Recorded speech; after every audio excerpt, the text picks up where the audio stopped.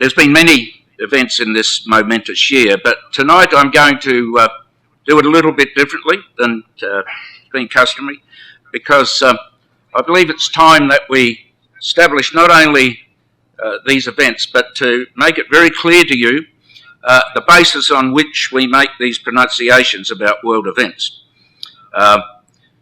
Because the skeptics might say, well, yes, but where's the proof of what you're saying? So tonight we'll be using the Bible quite a lot, as well as concentrating on a limited number of things. There's literally hundreds of events we could talk about. I'm going to concentrate on events around the city of Jerusalem, Israel, Russia, and of course the United Kingdom, Britain, and the papacy, the role that the Pope is playing at present in the politics of Europe and eventually in the whole world. So let's start with that reading, which we've just read, the so-called Olivet prophecy, because it was given on the Mount of Olives, one of the last utterances of the Lord before his crucifixion. And we chose that because it gives us very clear time markers. There's lots of reasons why we say we're living in the last days before the return of our Lord. But here's the Lord's own words, and he gives us a clear, step-by-step time signature so that we know where we are. Now, the first time marker he makes is the fact that Jerusalem would be encompassed with armies and the nation taken off into captivity. Now, that occurred when the Romans conquered Jerusalem and dispersed the Jewish people throughout all nations, destroyed by the Romans and the people dispersed. Jesus went on to say that until, see there in verse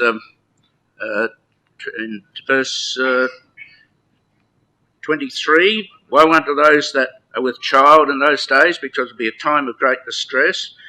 Verse 24, the nation would fall by the edge of the sword, the Roman armies, and be led away captive into all nations, and Jerusalem shall be trodden down of non-Jewish nations, that's the word Gentiles refers to, until the times of the Gentiles be fulfilled. So that is the time marker.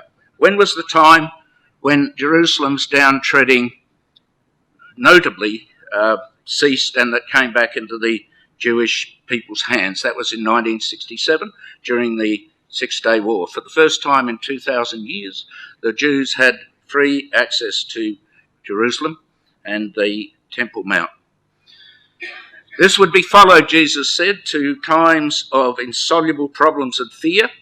The word perplexity, which you read there in verse 25, means no way of escape, no solution, insoluble problems. And we believe if we haven't reached that, we're rapidly approaching that point in time. These symbols here, the sun, moon and stars and the sea and the waves, are typical Bible symbolic language. Right from the time of Genesis, in Genesis chapter 1, God set the sun, moon and stars in the earth, in the firmament, the heavens, not only to measure time and days and years, but for signs. So right back in Genesis, God said he's going to use these heavenly bodies as signs. The sun and moon for the ruling powers and the religious powers, and the stars for the normal people, and the sea and the waves for nations.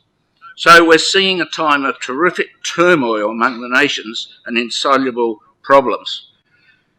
But the most important things come in verses 27-28, that when we see these things, and men's hearts failing for fear, for looking after the earth and the problems, you lift up your heads. He's talking to his disciples and all those who follow Jesus as disciples, who believe in him and believe the gospel which he preached. And that would apply to us if we believe the gospel which Jesus preached. But when these things come to pass, then look up your heads, don't be dismayed, for your redemption draws near. And he says, behold the fig tree and all the trees, and when you see them sprout, the kingdom of God is near at hand. Now the fig tree is a symbol of Israel, right back from Hosea chapter 9, where God says, I found your fathers as the first ripe figs in the wilderness, referring to the birth of the nation when they came out of Egypt. So, there's a time when Jerusalem will be back in Jewish hands. There's a time, at the same time, simultaneously, problems besetting the earth which are insoluble, fear gripping the people, and Israel back in the land, and Jerusalem in their hands. That's where we are. That's our license for saying we're living in the last days. Well, what have been some of the markers of our days in the last 12 months? Well, before. Rebellion and rioting throughout the earth. As it says here, distress of nations, the sea and the waves roaring, the people rising up. Here's just a list, which I extracted. Not going to go through them all. These are the capitals which have been racked by street demonstrations in which people lose their lives, where the government authorities fire on them, like in Hong Kong, Buenos Aires, Paris particularly. Paris, they go on the street for everything. Present day rioting over Emmanuel Macron trying to socialise the nation and take over things like pensions and so forth to the government administration. Barcelona, Melbourne even, over the climate conference. Toronto, Tehran, of course, against the regime. So not everybody's happy with the extreme Islam of the mullahs. Birmingham, of course, Jakarta, Caracas in Venezuela, against the president that they don't approve of. All sorts of reasons. Doesn't matter what the reasons is. Climate is one. Out in the street over climate. A 16-year-old girl, Greta Thunberg, from Norway, she should be at school. And she's leading. She's become the emblem of the climate. And they put her on the front cover of Time magazine for the person of the year. This is just political stuff. And Donald Trump, when he was asked, went something about that should be in school. Jerusalem. Let's talk about Jerusalem. During 2019, a couple of significant events occurred, or one in 2018, which has brought Jerusalem into contention, and we've known about this because of the prophet, Zechariah. Talks about a time when Jerusalem will become a burden of stone for all people.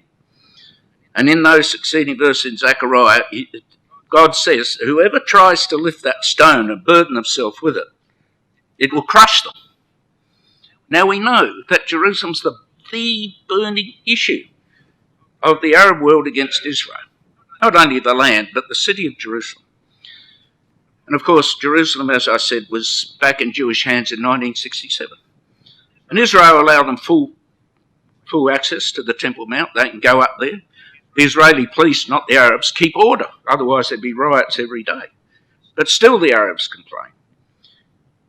Now, the contentious things were, first of all, in May 2018, the United States government, President Trump, opened the American embassy in Jerusalem. That caused a great uproar and all sorts of threats, but nothing happened, really. Then, just a month ago, November the 19th, the United States made a statement to the United Nations through Mike Pompeo that recognises Israel's right to build settlements on the West Bank. That was inflammatory. All sorts of threats were made. Nothing happened. Now we see in the United States an administration which, among other things, including a booming economy, full employment, the black population getting jobs like they never got from the Obama administration, the restriction of migration, stopping terrorists getting in, all these things, Mr. Trump's been very successful. I spent a month in the United States, mainly New York, during August and September. The people love him because he gets results. Everything he said he'd do, he's doing. He said he'd recognise it, shift the embassy, he did. And they haven't been able to stop it.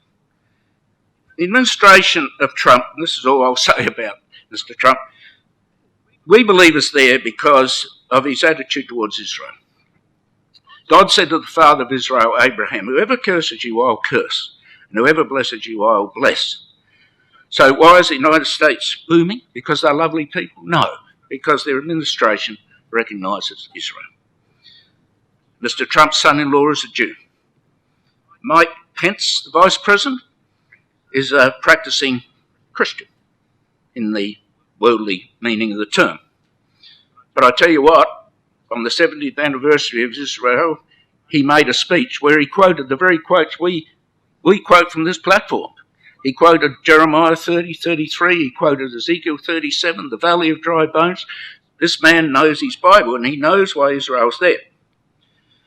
Mike Pompeo, he's the Secretary of State. He was the one who the other week addressed the United Nations and told them that the United States government believe Israel have a right to build settlements on the West Bank. It's their land.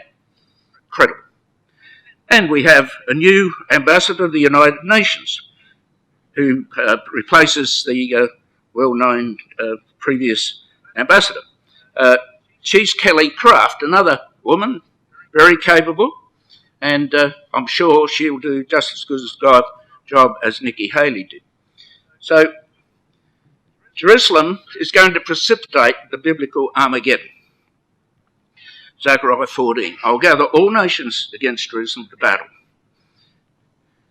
Joel 3, behold, in those days and at that time, when I bring again the captivity of Israel, Judah, name for the people, and Jerusalem, so there's your time marker. I'll gather all nations and bring them down into the valley of Jehoshaphat, means the valley of judgment of God, actually, and will plead with them there. What for? What's the problem God has with the nations? Because of the way they treated my people and for my heritage Israel, God's heritage Israel, whom they have scattered among the nations and parted my land. When you look up a dictionary of the Bible and see that word parted, it means to partition or divide. That's the very term used by the United Nations in the article they passed in 1947, giving Israel a right to that land, divided between Palestinian, Arab and Jew. But the word was partition. So these are latter-day prophecies, aren't they? Russia will play a leading role in the invasion of Israel. This is common to all Christadelphians, and we teach this whenever we talk about the last days, that Russia will be the leading role, play the leading role in the head of the nations who invade Israel. Remember what Joel said? You go to all nations. Remember what Zechariah said? All nations. But the leader is named in Ezekiel 38. The word of the Lord came unto me, saying, Son of man, set thy face against Gog, which means at the top, a leader, the land of Magog, the chief prince of Meshech and Tubal, and prophesy against him. Now the word chief is translated in most Bible translations today, and even some of the older ones, like the Revised Version and the RSV, as the word Ross, or Russ, as we'll show you in a minute. Meshech and Tubal are typical Russian derivation. In the Hebrew language, there's just three syllables there, Must and Tubal. If you've been to that part of the world, as I have, every second city has that Russian name, sort of those consonants, Minsk, Obsk, Novosibirsk, Most. This is Russian. And Tubal, of course, is one of the great rivers of Siberia, upon which the river Tobol is built, Tobolsky. So there's a suggestion that it is Russian. Of course, we'll show that later. This invasion occurs in Ezekiel 38. Perhaps we should turn to that if you'll just follow this for a little while. Ezekiel 38. You'll notice that this confederacy of nations, and we're not going to be able to deal with them all tonight, is led by Russia. But we've got a couple of time markers here as well. In verse 8, after many days thou shalt be visited in the latter years, there's the term again, you shall come from into the land that's brought back from the sword, gathered out of many nations, against the mountains of Israel, which have been always waste, but is now brought forth out of the nations. And they're dwelling confidently, is the real meaning of the word, and no more nation is confident than Israel. In fact, one would be tempted to say they're a little bit cocky. They're very confident in what they've achieved and what they are able to do. Verse 11, you'll come against the land of unwalled villages. The way Israel's really founded was those unwalled villages called kibbutz. I will go to them that are at rest. This is the Russian invader that dwell confidently, all of them dwelling without walls and having neither bars or gates, to take a spoil and to take a prey. See, they're getting rich. It says later, in cattle and goods and silver and gold, Israel's booming. It's found oil and gas. So the invasion, we notice, is from the far north in verse 14. You'll come, say unto go, in that day when my people dwell safely, thou shalt know it, and thou shalt come from your place in the north parts, the extremities of the north. And it will be, as if we need any more confirmation, in the latter days. But then there's a divine intervention. In verse 18, this time my fury will come up in my face, and God will rain upon this army the forces of nature, which are impossible, as we've seen in some of the upheavals we've seen in the news lately. There's no control of nature. Overflowing rain, great hailstones, fire and brimstone, verse 22. And then in the middle of that, as we'll see later, Christ appears. Rosh is as I said, is the subject of that chapter. Gesenius is probably the most revered of the Hebrew scholars of the language. He says the proper name of a northern nation mentioned with Tubal and Meshach, undoubtedly the Russians, who are mentioned by Byzantine, that is Constantinople writers of the 10th century under the name. There's the Greek form, three consonants, not Rosh or Rus, dwelling to the north of Taurus and so forth. So we know it's Russia. I borrowed a Russian Bible and I couldn't read Russian, of course, but I asked the person, can you show me Ezekiel 38 where the word Rus occurs? And there it is twice in Russian. When I was in Kiev, I photographed the place where the first church was built in Russia by Vladimir, Prince of Rus. That's what's on that stone, Prince of Rus, the same words as in Ezekiel 38, Prince of Rus, AD 98, and also the statue of Vladimir, Prince of Rus, who brought Christianity to the first state of Russia was Kiev, before Moscow. When the Mongols conquered Kiev, the capital shifted up to Moscow in about the 1400s. So Russia is today on the move, and it's moving stealthily south.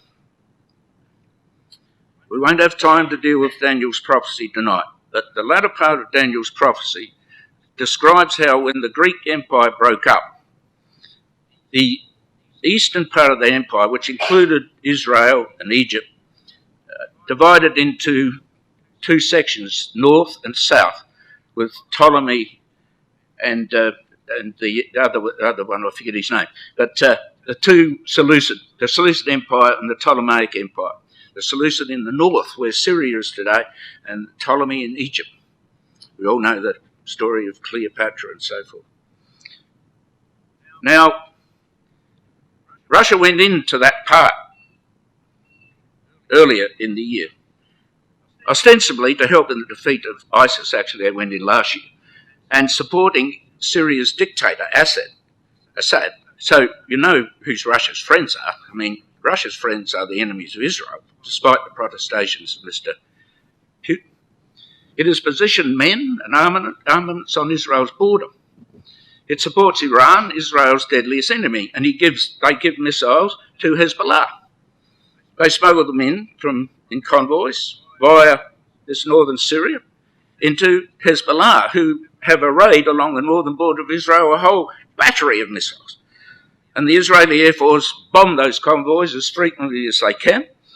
The Israeli Air Force also bomb the storehouses where they store the musicians occasionally. And of course, the Syrians always say, no, we shot them all down, but then you look in the video clips on YouTube and you see great flames and smoke billowing over Damascus. And, no, we shot them down. Well, they're great liars. Now, you see here the dangerous situation for Israel with Russia up here. Ostensibly, to help Turkey deal with Kurds here, who actually were very helpful in dealing with ISIS. And they've also got some positions down here. So this worries Israel a little bit. But of course, Mr. Netanyahu is assured by Mr. Putin things are all right. And they're quite good friends at present. But we just read in Ezekiel 38 that eventually Russia, we didn't read the verse, but it says they will think an evil thought and say, I will go up against the land. So things are going to change in the Middle East. Now the Golan Heights, there are Russian troops helping the Syrians, but look, the Golan Heights, they just look over Galilee like a balcony. And up until 1967, the farmers in the field were under constant threat of missiles, bombs, shells coming over. And so this area here is so vital to Israel. And Mr. Netanyahu says the Golan Heights are non-negotiable, and so they should be. They were captured by Israel in 1967 in the Six-Day War in a fabulous operation. Mr. Trump recognises the Golan as part of Israel in March this year. Another utterance from the American administration. The Golan Heights belong to Israel. I mean, right from the time of Joshua, they belonged to Israel. 2.5 of the tribes of Israel on that side of the Jordan when Joshua came into the land. They were claimed by Syria, of course. And in 1974, therefore, because of the dispute, there was after the 1973 war, the United Nations stepped in and put observers in there to prevent hostilities. But they allowed Syria to closer and closer to the border. They've shut their eyes to Russian involvement. Iranian soldiers have been confirmed by the Israeli intelligence up there, and the United Nations do nothing. Russia supports Syria and Hezbollah and also Iran. So despite Mr. Putin's reassurance, by their fruits you shall know him.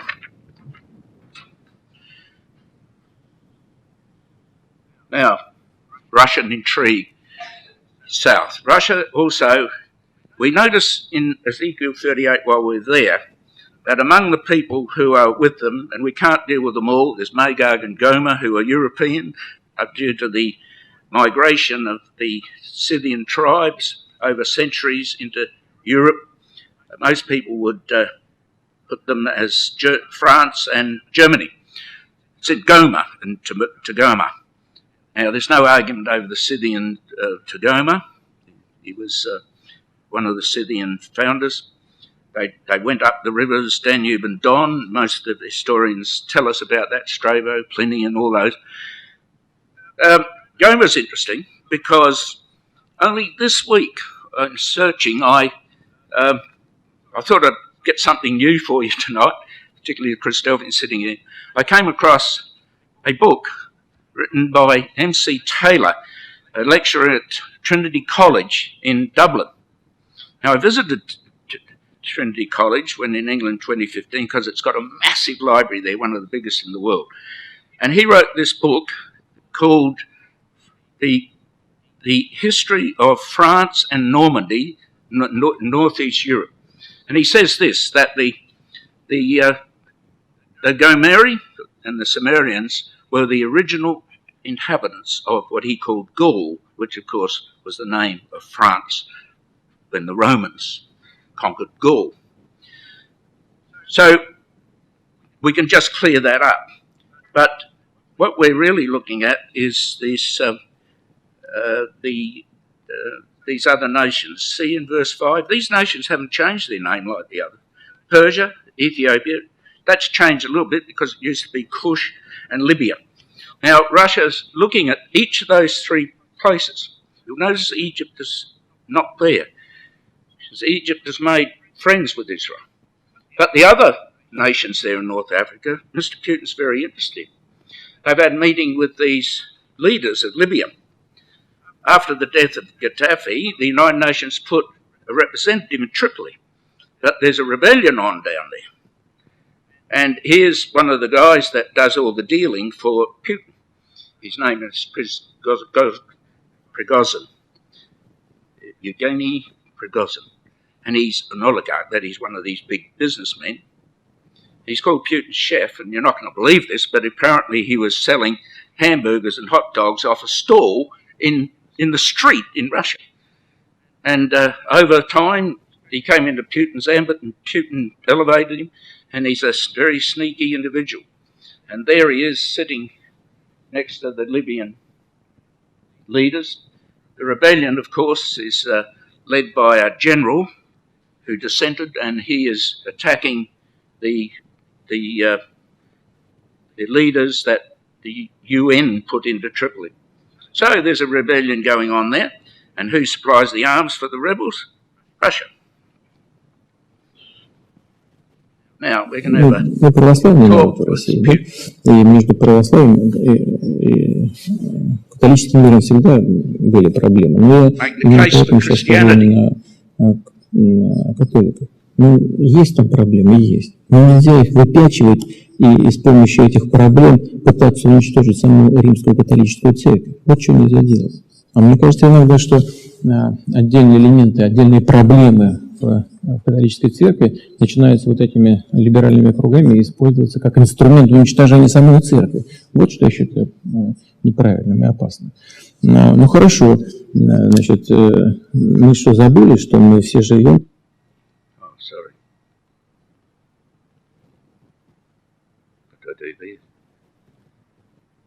Мы православный народ в России, да? И между православием и католическим миром всегда были проблемы. Но я именно поэтому сейчас скажу именно о католиках. Ну, есть там проблемы, есть. Но нельзя их выпячивать и с помощью этих проблем пытаться уничтожить саму римскую католическую церковь. Вот что нельзя делать.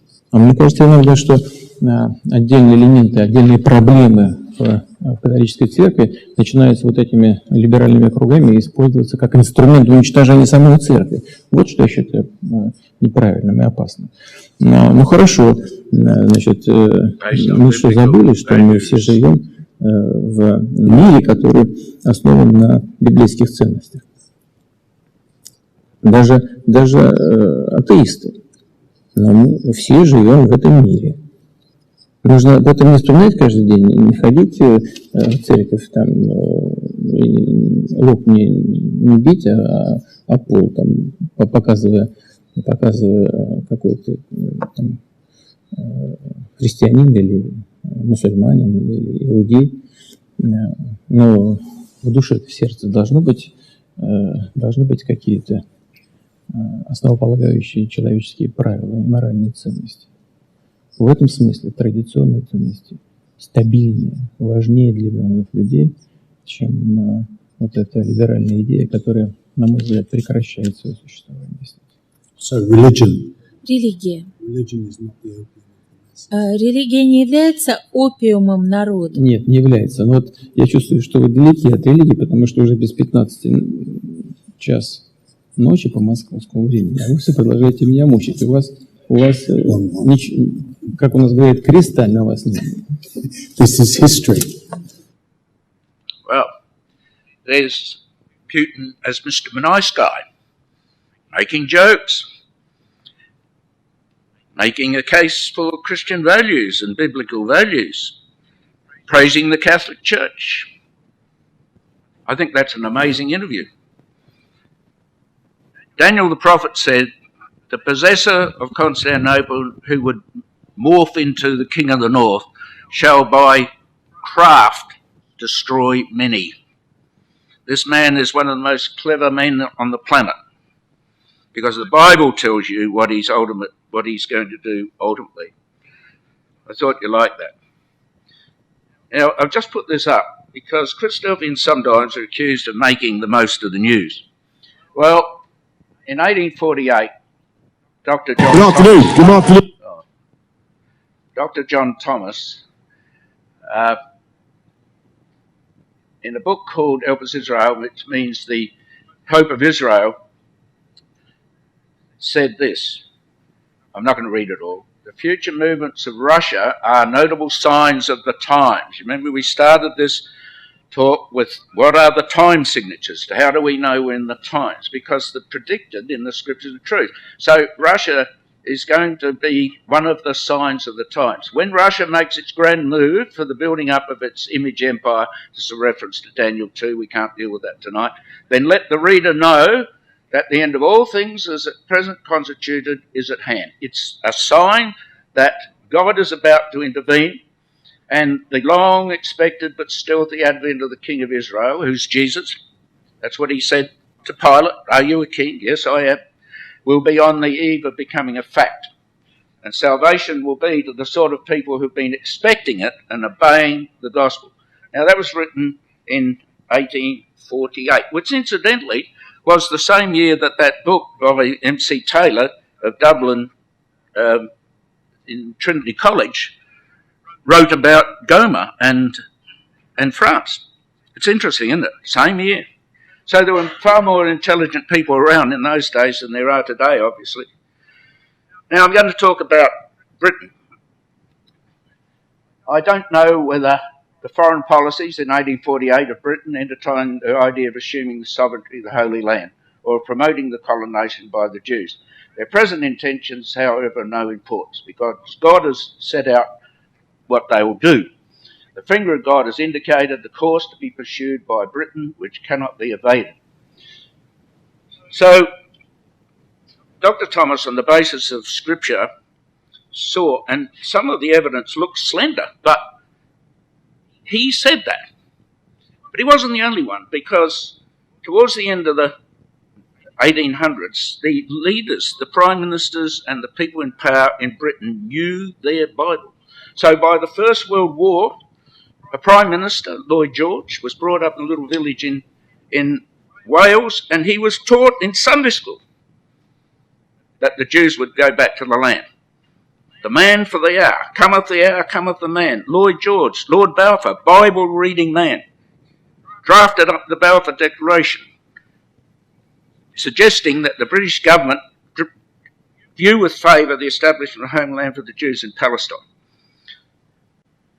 And of course, Chaim Weizmann, the Jewish scientist who virtually saved England in the First World War with the rapid method of making explosives. All these men were the men for the hour. And they came after Dr. Thomas's death, most of them, but he said this would happen.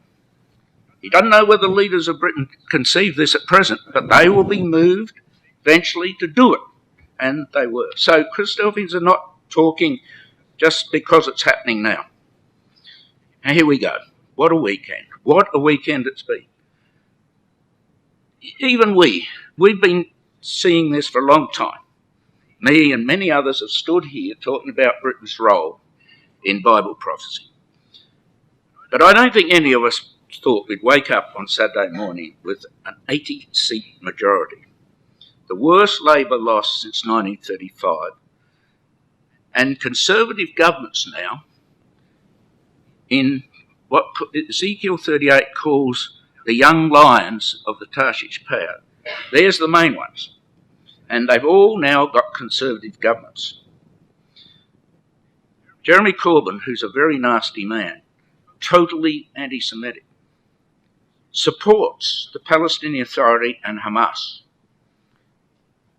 And the news clips coming yesterday morning, which I searched out, we can't talk about everything, but he'd claimed that he is not anti-Semitic and he did have no relationship with terrorist organisations. So the press in England have just published a picture of him at the grave of a terrorist being buried, and he's holding one of the wreaths. The man is an anti-Semite and an evil liar. and God's swept him away in the most damaging result since 1935 for the Labor Party. This is the hand of God working over this last week. And what are the opportunities opening now? Opportunities for trade, and the alignment for Ezekiel 38 is now in position. Tarshish, see, and the young lions. You'd have to be somehow born in a different era not to know that the lions... Good afternoon. Afternoon, everybody. Here is one of them. Good afternoon. This morning I went to Buckingham Palace, and I am forming a new government. And on Monday, MPs will arrive at Westminster to form a new parliament. And I'm proud to say that members of our new One Nation government, a people's government, will set out from constituencies that have never returned a Conservative MP for 100 years. And yes, they will have an overwhelming mandate from this election to get Brexit done, and we will honour that mandate by January the 31st. Yeah, he's a Mr. Fix-It like Donald Trump. He just gets the job done. Less talk, get the job done. And this is going to be good for England and everyone, of course. Now, we must sort of hurry along. I've still got one more speaker to go. Well, Britain, I have not named Britain, says the same author in the same book, page 326, among the 10 toes of Daniel's image. The 10 toes of Daniel's image represented in this image that was shown to Nebuchadnezzar the breakup of the old Roman Empire into fragments. And that was really after the Goths sacked Rome. Some of the pagan powers spilled over in the Roman Empire and formed independent kingdoms, like the Franks, the Huns, and you've heard of them all in history. Existing theories, however, require Britain to be counted through the island was part of, though the island was part of the Roman Dominion, existing theories require Britain to be counted in, but I've nothing to do with them. I propose to show a more consistent interpretation that shall harmonise with other important, interesting parts of the prophetic word. And that's the strength, if we might say, and it sounds like boasting, of the Christadelphian position. We make statements which are confirmed by other parts of Scripture. We don't stab at single quotes or things. All the prophets speak of these things, not necessarily this one, but you've got to harmonise the whole message. So these are the reasons why Britain is not part of Europe when Christ comes. The 10 independent kingdoms which arose on the continent of Europe by 493 AD were after the time that the Goths conquered Rome. So it was in a vacuum period, which ended when Charlemagne united the empire in 800. During that time, 10 of these kingdoms were formed. Now, Penguin Bible Atlas proves this. Gibbon's Decline and Fall of the Empire proves this and names those 10 kingdoms. Britain was part of the Roman Empire up to 410 AD, from Julius Caesar to 43 to 400 AD. 410. So Britain was, see what the significance of this? Britain's out of, Rome is out of Britain before the 10 kingdoms form, which was at the end of the 5th century, after the Goths had conquered Rome. Not only that, but Henry VIII broke with the Roman Catholic Church in 1534. Wanted to marry someone else, of course. The Spanish Armada, which was a purely Catholic-led attempt to invade England and put their own king on the throne, was defeated in 1588 by a massive storm which wrecked their Armada. And there's the statue of Constantine at York in England, and of course he became the emperor in 312 and changed the religion of Rome to Catholicism in 324, the Nicene Council. So, England doesn't belong to Europe. What's its significance here, Tarshish? Well, it goes right back to Genesis, as a lot of things do. they're the sons of Japheth. You see all the names here in this, they're all here. Tubal, Meshach, Gomer, Magog, Tarshish. He's one of the sons of Japheth, grandson. By these, says the Bible, the islands of the Gentiles were inhabited. The great, I use him quite a lot from this platform, George Verdansky. He was the lecturer in Russian history at Yale University for about 20 years, from the 1940s to 1950s. So we've got a modern historian who says that all these Russian tribes, Rus, Magog, Gomer, all came from the Caspian Black Sea area, and they were called Japhethites. He's a Russian historian, a modern Russian historian, saying they all came from Japheth. And they migrated all over the then known world. Among them was Tarshish. Now, in Ezekiel 30:27, we read that they traded with a place called Tarshish. And the Phoenicians actually called it Baratanic, the Islands of Tin, and the Greeks had their own word for it, the Islands of Tin. Cassiterite is actually, I learnt when I was doing chemistry, cassiterite is the ore from which they extract tin. And by the Romans, Britannia.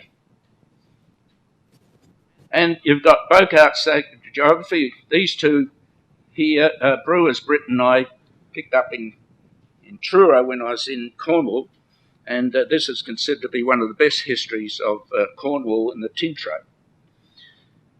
Now, people get confused because the Tyrians were very cunning. They didn't disclose where they got their tin. It was the best quality in the world for making bronze. The zinc and tin make bronze, and this was used for weapons, for swords and whatnot. And they had colonies at Alexandria, Carthage and Spain. They did mine some tin at Spain. But they also went to the east, to India, because that's another story. But they didn't disclose where they went. Now, people say, well, look at they were called Tarshish in their day. Yes, well, of course, in Adelaide we've got Cheltenham, we've got Stepney, and we've got Malvern. And why have we got all these English names of London suburbs and so forth? Because we were colonised by England. And it's the same thing here. They called themselves by the name as they went. So there's no problem with that. Now, while I was in Cornwall, I took this picture. You probably can't see it, in the Truro Museum, of a tin ingot, large tin ingot in Truro Museum, believed to be Phoenician.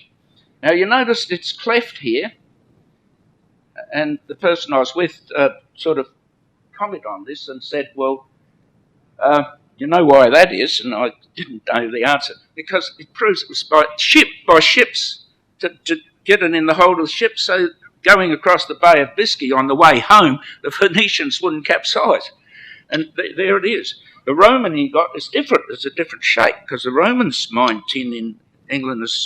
But all the evidence points to England being the great Tarshish of the Bible that traded with Tyre, the Phoenician ships that went to England. Now, it's interesting that off the coast of Israel, about a month ago, they found a ship carrying ingots. And they sent the ingots back to England to be assayed. The result, this tin came from Cornwall. Cornwall had the finest tin in the ancient world. And you can see the old tin mines when you go to Cornwall today, but of course they are not operating now. They got tinned out. The young lions of the latter days, well, the young lions are the Commonwealth countries. England's the mother lion. Here's the coat of arms of the Queen. There's a Canadian poster and the famous First World War poster with all the young, you can't see it here, but Australia, Canada, in those days South Africa, merchant of Tarshish with the young lions thereof. So, and by the way, if you've got the Weekend Australian, turn it up in the section on World News, the Inquirer, and you'll see the cartoon. There's always a cartoon. And the big cartoon is of Boris Johnson. And he's been hugged by a big lion. So everybody knows that The lion is the symbol of Great Britain. Ancient Sheba and Dedan, we'll quickly go over here because we're running out of time. These describe Saudi Arabia and the Gulf states which will support Israel. You see, Sheba, Dedan, the merchants of Tarshish. What are these other nations doing supporting England? Well, they're in the Arabian Peninsula. There's the kingdom of Sheba. Dedan was further north towards the Gulf.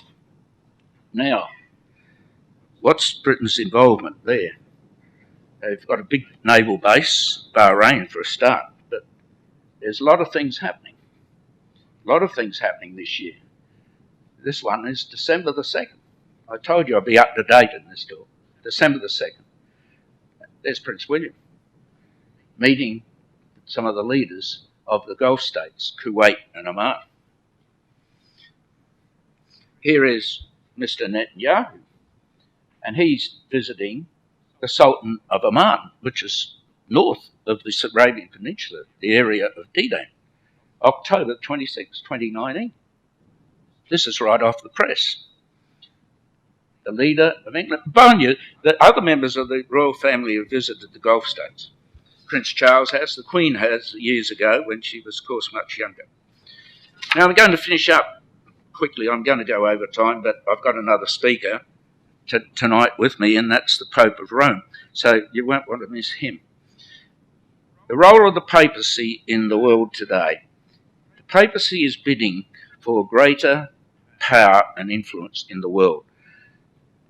Of course, it starts with Europe. There's the famous meeting in March the 27th, 2017, when the Pope gathered all these leaders of Europe on the anniversary of the first common market and the beginning of the European Union. He didn't realise he was behind the Michelangelo's terrible painting of the Last Judgment, but there he is with all the leaders. You'll notice, of course, that Mrs. May, who was at the time the Prime Minister of England, is not there. Again, confirming our view of Bible prophecy. England does not belong in Catholic Europe. Does not. Insieme a voi faccio appello a tutte le personalità pubbliche che a livello mondiale sono già impegnate nel delicato settore dell'educazione delle nuove generazioni. Ho fiducia che non si tireranno indietro. Cerchiamo insieme di trovare soluzioni, avviare i processi di trasformazione senza paura. Invito ciascuno di voi ad essere protagonista di questa alleanza. L'appuntamento è per il giorno 14 maggio 2020 a Roma. Vi aspetto e fin d'ora vi saluto e benedico. Grazie. Well, there it is, an invitation to be in Rome on the 14th of May next year, the anniversary of Israel's formation. Is that deliberate? The Pope has embarked on a process of globalization. He sees himself now bringing all nations together. Last time that was attempted was the Tower of Babel. And of course, God confounded it. And that one of the symbols of the European Union is Peter Bruegel's painting of 1553 of the Tower of Babel. And it's used on posters of the European Union. And the Parliament building in Brussels is fashioned on the Tower of Babel. Do these people understand what they're doing? They're inviting God to knock it down. I mean, people are in the hands of God like clay. The European Union has chosen some of the symbols, the Tower of Babel. He's bringing all languages together, all leaders of the world, politicians, the full speech, of course, politicians, educators, business leaders, corporations, all to send their representatives to Rome on the 14th of May 2020. Now, I'm now in overtime, but I'm sorry about that. We'll just finish off shortly. The Bible tells us about a power that would cause a falling away from the truth in 2 Corinthians, as Thessalonians, from the teaching of the apostles of Christ. The coming of the Lord, Paul said in this passage, will not occur until there's a big apostasy and a departure from truth. A religion headed up by a single man who sits in the temple of God speaking for God and saying he is God. When the Pope sits on the throne and makes a papal edict, it's called ex cathedra, from the throne, and it's God speaking. That's the Catholic doctrine. And the Bible said that way back in AD 50-odd.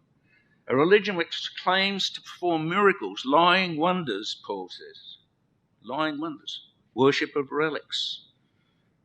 Pieces of the cross.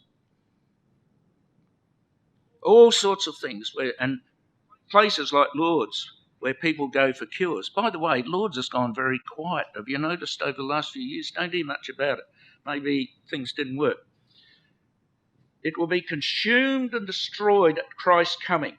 Now, if we had time, we'd show you that in Daniel 7, those exact words are used. That at the time of the end, God will consume and destroy that power that emanates from Rome, that religion from Rome. Paul picks up those two words in the New Testament. So, finally, we go back to where we started, and that is in the Olivet prophecy.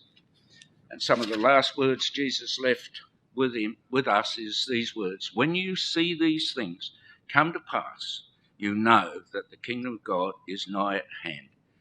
And our words to hang on as we leave tonight, ladies and gentlemen, those of you who are here, these are Jesus' final warnings. And he said, don't let your hearts be overcharged with excessive living and the cares of this life, because as a snare will it come upon all the inhabitants of the earth.